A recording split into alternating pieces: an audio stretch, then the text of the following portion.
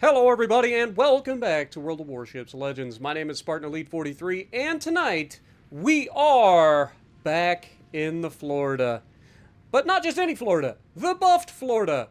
And is it okay? Is it better? I mean, it has to be, right? They buffed it.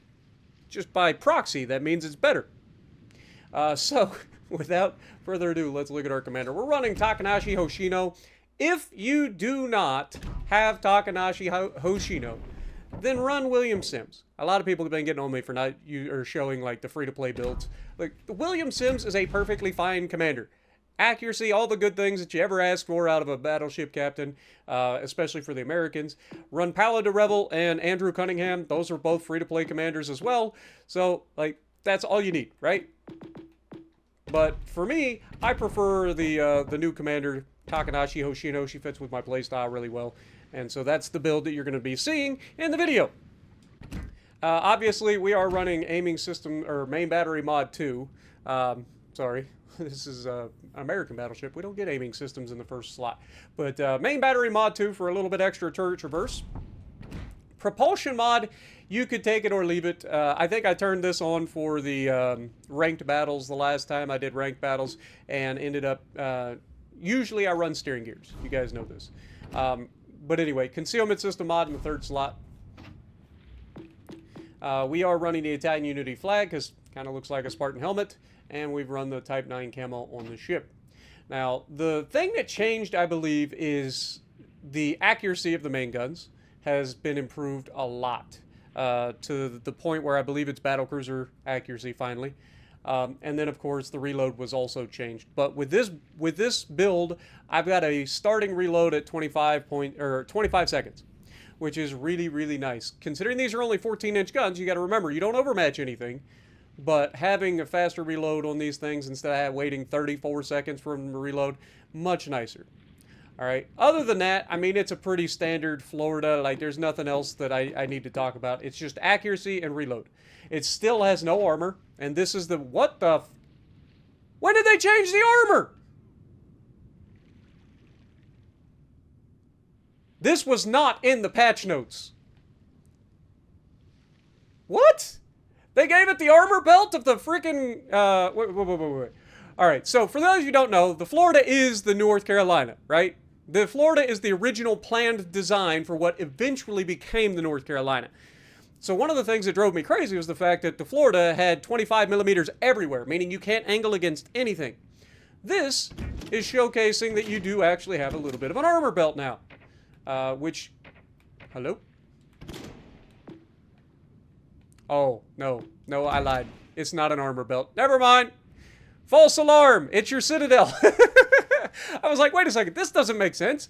Okay, that makes more sense. So yeah, it's your Citadel. It's not actually an armor belt. I was like, wait a second. When did they do that? No, so to show off the armor of the North Carolina, yeah, you can see it's got the same Citadel, but it also has the upper side plating, whereas the Florida does not, and that leads to you getting Citadel'd a lot more often. Now, North Carolina and Florida both have 25 millimeter bow, which is not uncommon at tier 6. It's pretty normal, which means you get Citadel through the bow a lot. Okay, so keep that in mind. I was like, man, when did they give it the freaking... No, it's the Citadel. We're good. It's got an exposed Citadel, which is stupid on a battleship, but I digress. It's a fast battleship, North Carolina class. What can you say? All right, so with all of that, let's just get into the flyby so we can get our thumbnail. Do we want it from this side or do we want it from this side? I usually get it from this side. Let's just go from this side.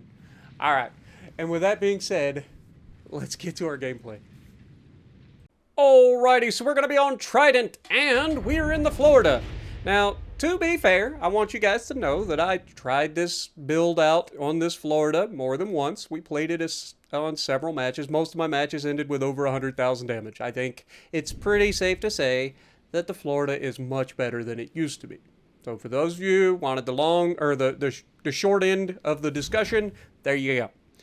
Now, what is so good about the Florida now? Okay, so for those of you who don't know, the one unique thing that the Florida had, other than quad turrets, which no one cares about, let's be honest.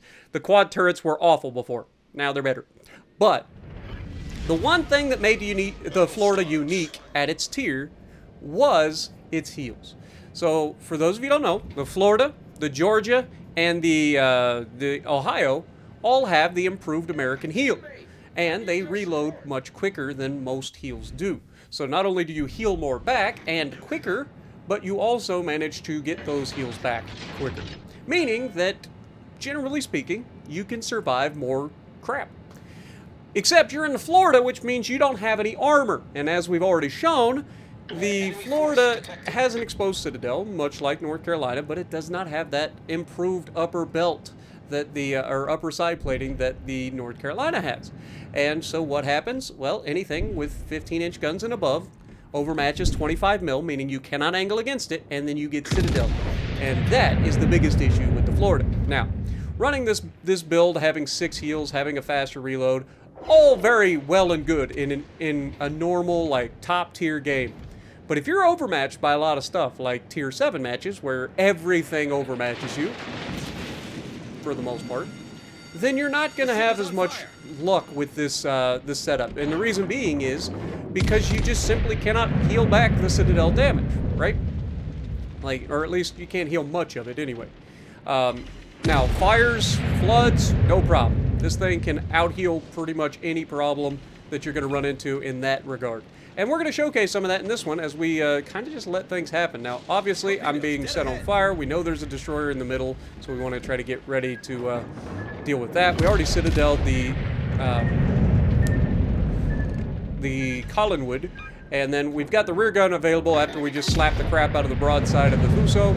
We've got the rear gun available to shoot at the whatchamacallit. Now, when you see what's about to happen, you're going to realize why I go for the, you can see this was frustrating as crap. I go to shoot at the Collingwood, and the game kept locking on to the guy that's 30 kilometers away in the cruiser. But finally, we get a good hit there, absolutely smashing the broadside of the Collingwood. Now, one thing you got to remember: these are 14-inch guns, right? They don't do that much damage when they do hit. So even citadels aren't as impressive looking as, say, 16-inch guns for that matter. But as we get another shot, we've got a beautiful look at the broadside of that Collingwood again, and I mean, we get robbed. No two ways about it. We get 5 overpens on a guy that we just double citadeled in the last shot. It's unfortunate, but this game's going to be interesting for a couple reasons. One, you can see the entire enemy team flowing to the right side of the map, right? We spawned in the middle. We went to the left side of the middle to be able to get into good shots early. We got those shots, and now their entire team is running back across the map as we get another okay salvo. But we haven't really showcased a lot of accurate shots. I mean, we've gotten better accuracy than normal in Florida, but we're not running an accuracy build. If you want a William Sims accuracy build, go for it. But we are about that reload life, right? Like, we want these guns reloading quickly. You know, just accuracy by volume, throw enough stuff at the wall, some of it's going to stick, right? But this match is actually going to be a lot closer than it should be, and there's no reason for it other than just complacency by my team. Now, my team wins the left side of the map, right?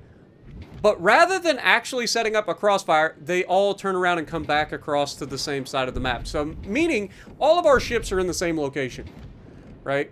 Now, this is not ideal.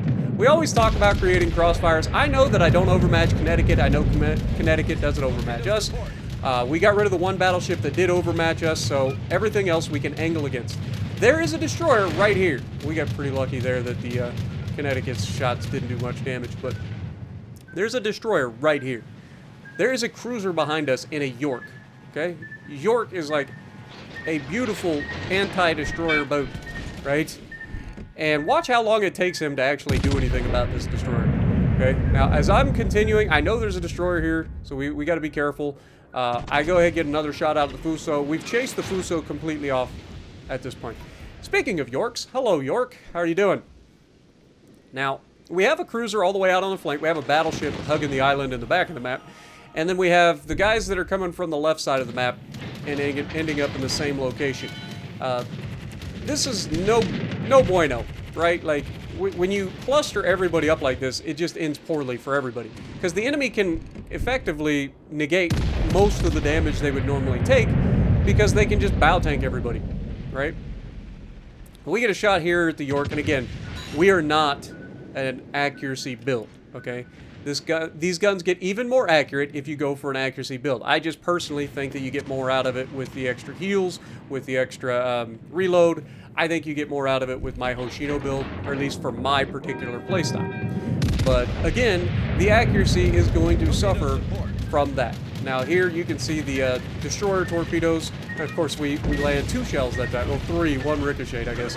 But just not able to get rid of this York, which is obnoxious. But fortunately, or unfortunately, just as I go to shoot him to finish him, surely I'll finish him this time. Right, game? As soon as we take the shot, that's when the friendly ends up finally hitting him and killing him. It's like, really? Now, keep in mind this battleship on the left of me. This is the guy that spawned over on the Alpha Cap, moved forward, and then doubled back, right? He's come all the way back across the map. Look what he ends up doing. Look at where he puts himself. He is completely disrespecting the fact that there is a destroyer right here. We know there's a destroyer. It doesn't take rocket scientists to figure out this stuff, right? He hasn't moved. Why should he? There's no reason for him to move. He knows that he's got 2 chunky battleships right here. Now, we also have a cruiser that could absolutely yeet him. And between the 2 battleships, if we got a chance to shoot him, and of course our battleship goes full broadside, loses all its hit points to the Tennessee.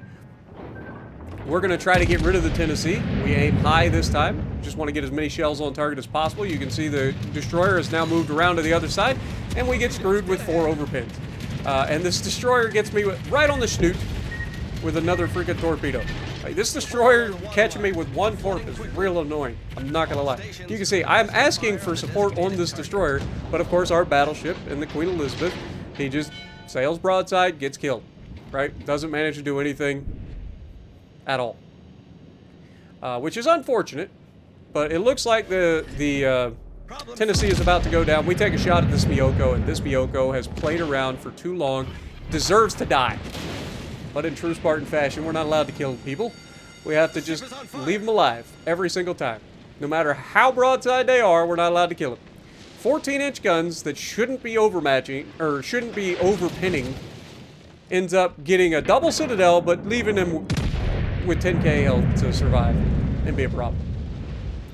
But we get another shot, and of course this one, we get 2 overpins hitting towards the back of his ship. Now we're expecting to overpin him. But we don't want to go around the corner because the destroyer's right there, right? Our cruiser is also right there, and our cruiser should be murdering that destroyer right now. Look at their positioning. Like, that cruiser should absolutely murder this destroyer right now. But he's trying to torp him instead of just shooting him. 210mm guns that are almost certainly loaded with high explosive, and he refuses to shoot the destroyer. He loses all of his hit points because he has to get his torpedoes away, right? Those 6-kilometer torpedoes, got to get those away. But using your guns, that's overrated. Now watch how quickly this guy loses all of his hit points from this York actually using his guns. This is why I say these things. A lot of people think I'm crazy, but this is why I say it. Well, maybe it wasn't. Maybe he hits him with a torp here. He did. He hit him with a torp right there. And then, of course, the destroyer comes around the corner. We're able to get some revenge, finish him off. But I didn't realize he hit him with torp. I thought he was shooting him. I was like, dude, if you'd have just shot him right from the get-go, instead of trying to torp him, the guy would have died. You wouldn't have taken nearly as much hit points and damage. But, like, it drives me bonkers. Like, why are people that have torpedoes only capable of using torpedoes? Just because you have them doesn't mean you have to use them. You can use your guns. I promise. It's okay. It's not against the Geneva Convention to use your turrets. But it drives me crazy anyway. But at the end of this game here, you can see our destroyers are back there trying to take out their carrier and their Fuso that we left with no hit points. And we've put up 132,000 damage. A pretty solid outing overall. Of course, we didn't have any spotting, so we didn't get a chance to catch this guy off guard. But we knew where he was, roughly. And in this situation, we're in roughly the same situation, right? Both of us cannot overmatch the other. He can shoot my superstructure, he can knock my turrets, and he actually has planes. Now, unfortunately for him, I'm not an idiot. And if you eat Connecticut torpedoes, you're just not moving, is all I'm saying. But here you can see we go ahead, shoot towards the raised superstructure, raised flight deck, whatever you want to call it. We want to hit the flat armor that's up. You can see he takes a torpedo from our carrier as well. He's trying to torp us, so we're going to go ahead. He's torping right off the bow, so we're just going to turn to the right, try to get around them. And we do, in fact, dodge his torpedoes. They're the slowest torps on the planet. Of course, the very first secondary that hits me gets a fire. Every time. Now, I could ram here, and I probably should have rammed. He's the last guy alive. There's no reason for me not to ram. But he's not doing anything to showcase that he knows what he's doing other than bow tanking. So we're going to go for the guns. We knock out one of his guns permanently, and we get the shot into the flight deck. And unfortunately, I didn't get enough damage, and of course now I am broadside. And despite the fact that this thing has the improved heal, you're going to take a Citadel every single time. I wouldn't have been able to Citadel him, but I was hoping that I could get enough damage and kill him, and that just didn't happen. But we did our job. We ended up getting a permafire as well, but unfortunately York ends up stealing our kill instead of giving us the kill on that guy and the flesh wound. But still, a solid outing in the Florida. Florida is much better, okay? It's nice having guns that are somewhat competent now when you have no armor. I can work with no armor. I need guns that actually hit what I'm aiming at. But anyway, let me know what you guys think of the Florida buff down below. Have you played it? Did you already sell your Florida so long ago that you're not even interested in this? Let me know. And if you like what I'm doing, punch the like button, leave a comment below, subscribe to the channel if you haven't already, and as always, I will see you in the next video.